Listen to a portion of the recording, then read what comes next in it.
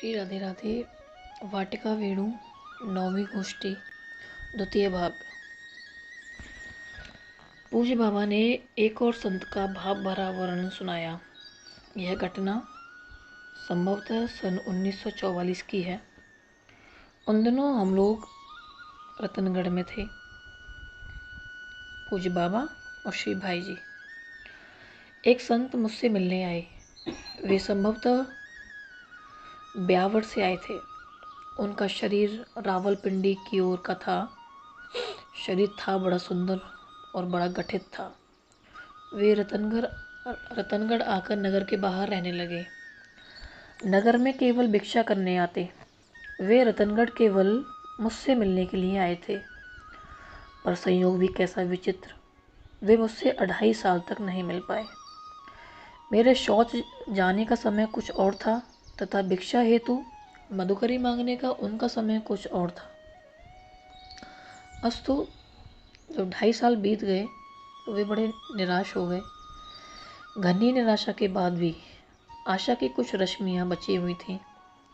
मैं श्री पोद्दार जी महाराज के साथ चूरू गया हुआ था, श्री ऋषिकुल ब्रह्मचर्य आश्रम के वार्षिकोत्सव में। एक दिन मैं अपना कमंडल लेकर शौच के लिए निकला। रेलवे लाइन के किनारे किनारे जा रहा था।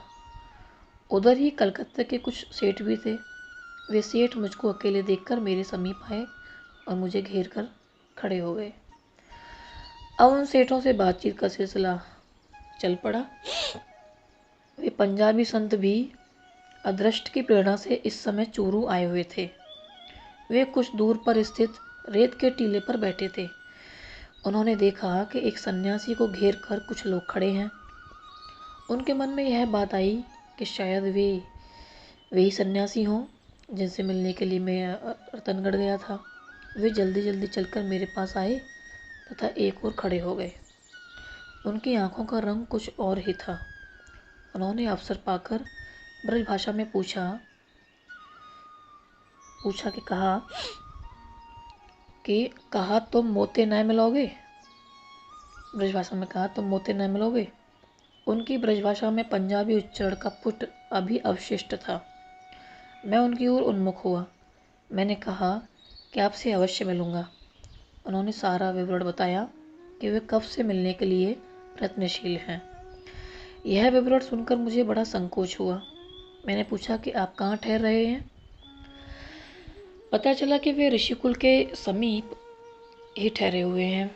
मैंने कहा कि अब तो अतिकाल हो गया है, मैं स्वयं आपके पास विश्राम स्थल पर कल आ जाऊंगा। दूसरे दिन पूज्य बाबा उनके स्थान पर गए। उन संत ने अपना व्रत बाबा को सुनाया। एक प्रसिद्ध मंडलेश्वर जी से उन्होंने सन्यास की दीक्षा ली। सन्यास के पूर्व वेदांत का विचार भली प्रकार चलता ही था, पर ज्यों ही सन्यासी की दीक्षा ली त्यों ही उनके मन में यह चाह जग उठी कि भगवान श्री कृष्ण का दर्शन करना चाहिए। अब प्रश्न यह था कि दर्शन कैसे हों। उन्होंने सोचा कि वृंदावन तो भगवान श्री कृष्ण की लीला भूमि है, शायद वहाँ दर्शन मिल जाए। सन्यास के बाद वे अपने गुरुजी से वेदांत के ग्रंथ पढ़ा करते थे। एक दिन उन्होंने अपने गुरुजी से कहा, मेरी इच्छा वृंदावन जाने की हो रही है। इस पर गुरुजी ने कहा, खाने कमाने लायक तो बन जाओ। यह सुनकर पूज्य बाबा को बड़ी हंसी आई। एक ओर तो वेदांत का विचार और दूसरी ओर शरीर की इतनी चिंता। फिर पूज्य बाबा आगे का वृत्त बतलाने लगे। वे कुछ दिन शांत रहे पर मन नहीं माना। कुछ समय बाद उन्होंने गुरुजी से फिर बात चलाई, पर बात बनी नहीं। जब उनसे नहीं रहा गया तो उन्होंने अपने गुरुजी से कहा, यदि आप आज्ञा नहीं देंगे तो मैं भाग जाऊंगा। तब गुरुजी ने रोष के स्वर में कहा, इसकी टिकट कटा दो। इसी को गुरुजी की आज्ञा मानकर वे चलने को तैयार हो गए। उनके लिए मथुरा तक की टिकट करा करके दे दी गई। टिकट कटाकर इसलिए दे दी गई कि वे पैसे का स्पर्श नहीं करते थे। उनके लिए व्रजभूमि एकदम नवीन स्थान था। वे भथरौड़ के पास आए। भथरौड़ था एकदम जंगल, घना जंगल, जनशून्य प्रदेश। वहाँ जमुना जी में स्नान किया और उस जनशून्य स्थान में एक पेड़ के नीचे आसन लगाकर वे बैठ गए। उन्होंने यह निश्चय किया कि मैं तभी खाऊंगा जब भगवान श्री कृष्ण स्वयं आकर खिलाएंगे। 1 दिन, 2 दिन, 3 दिन, 4 दिन, इस प्रकार कई दिन बीत चले, पर खाने का कोई प्रश्न ही नहीं। रोज जमुना जी में स्नान करते तथा वहाँ के पेड़ के नीचे आ विराजते। लगभग 15 दिन निकल गए। शरीर अत्यधिक अशक्त हो गया, पर वे अपने व्रत पर अडिग रहे। शरीर तो एक दिन जाएगा ही, अब शरीर को जाना हो तो जाए, पर अब तभी खाएंगे जब स्वयं भगवान श्री कृष्ण आकर खिलाएंगे। शरीर इतना अशक्त हो चुका था कि अब जीवित रहने की आशा टूटने लगी। 15 दिनों के बाद उनके कानों में घंटी की आवाज़ पड़ी। उन्होंने देखा कि 4 गायें चर रही हैं, पर वे गायें भी अद्भुत हैं। ऐसी गायें तो कभी देखी नहीं। विशालकाय गायें, हाथी सरीखी गायें, बड़ी सुंदर, बड़ी सुडौल, और घंटी का स्वर बड़ा सुमधुर। गायें एक ओर से आईं और उनके सामने से निकल गईं, पर एक गाय उनकी ओर बढ़ी। उनको ऐसा लगा कि यह गाय अपनी सींग से उठाकर मुझे फेंक देगी। तब चट से एक झाड़ी में वे घुस गए। सघन झाड़ी में सांप का भय था, फिर भी उसमें घुस गए। वह गाय चली गई। फिर वही सन्नाटा, वही जनशून्यता। दूसरे दिन फिर वही गाय चरने के लिए आई, पर आज उनके साथ में 8-9 साल का एक बालक भी था। श्यामल वर्ण, सुंदर शरीर, सलोना रूप, घुंघराले केश। उस बालक ने आकर पूछा, क्यों बाबा, दूध पियोगे? उस बालक को देखकर उनको अपना सब कुछ, यहाँ तक कि अपना व्रत भी भूल गया। उसके पूछने पर उन्होंने गर्दन हिलाकर अपनी स्वीकृति दे दी। उस बालक ने एक लोटा दूध दिया। वे दूध पीने लगे। दूध भी अद्भुत, अद्वितीय मधुर था। उस बालक ने कहा, बाबा अब मैं जाऊं, नहीं तो मेरी गाय बिदक जाएंगी। उन साधु ने पूछा, यह लोटा क्या करूंगा? उस सलोने बालक ने कहा, यह लोटा यहीं रख देना, मैं आकर ले जाऊंगा। उन साधु ने जाने की अनुमति दे दी। बालक चला गया। जब लोटे में 1-2 घूंट दूध रह गया, तब उन्हें ध्यान आया कि अरे, ये तो भगवान श्री कृष्ण थे। अब तो वो लोटा वहीं रखकर उनको खोजने के लिए इधर उधर दौड़ने लगे, पर न तो वह सलोना बालक मिला और न उसकी अनोखी गायें दिखी। तब एक अनुभूत व्यथा उठी, एक गहरी हूक उठी, और दोनों हाथों की मुट्ठी से अपनी छाती को मार मार कर वे बुरी तरह रोने लगे।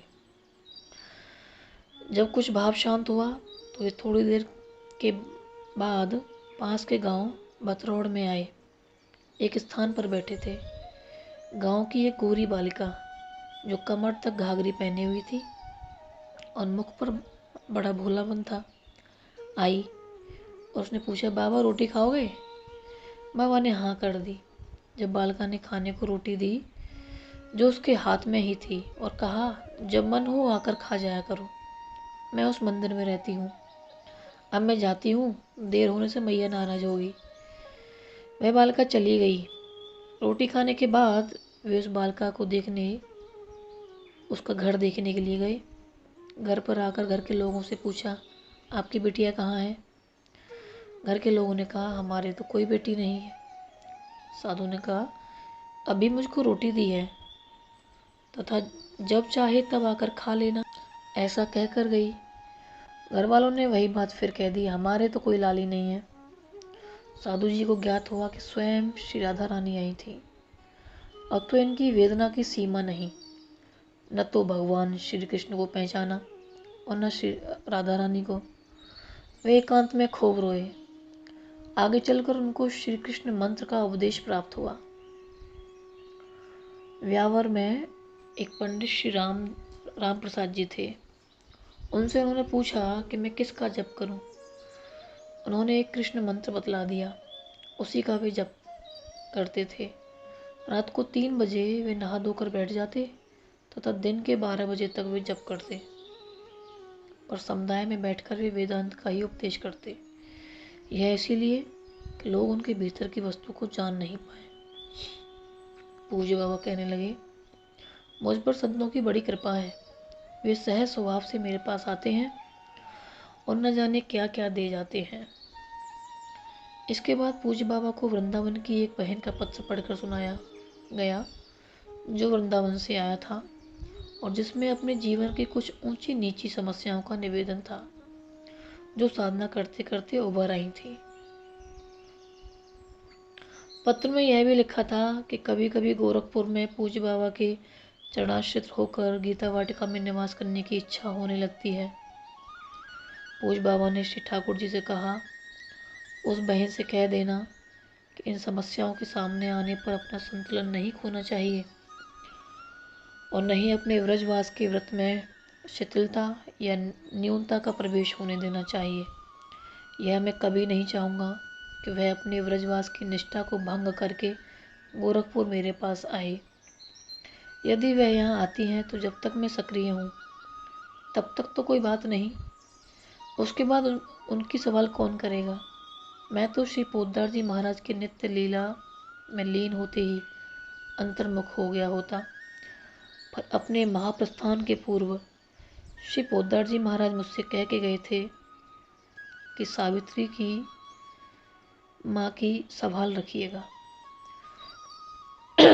जब तक माँ जी का शरीर है तब तक तो मैं सक्रिय हूँ, उसके बाद तो वही होगा, स्वयं में स्वयं का सिमट जाना, मेरी निगाहों का नीचा हो जाना। अतः मेरी सम्मति यही है कि उसे व्रज में ही रहना चाहिए। पूज्य बाबा ने यह भी कहा, जब किसी के अंतर में महाभाव का अवतरण होने को होता है तो प्रायः मस्तिष्क की विकृति के लक्षण किसी न किसी रूप में अभिव्यक्त हो उठते हैं। श्री ठाकुर जी ने पूछा, उन विकारों को दूर करने का उपाय या उपचार क्या है? पूज्य बाबा ने कहा, समय पाकर वे विकृतियाँ स्वयं ही प्रशमित हो जाएंगी।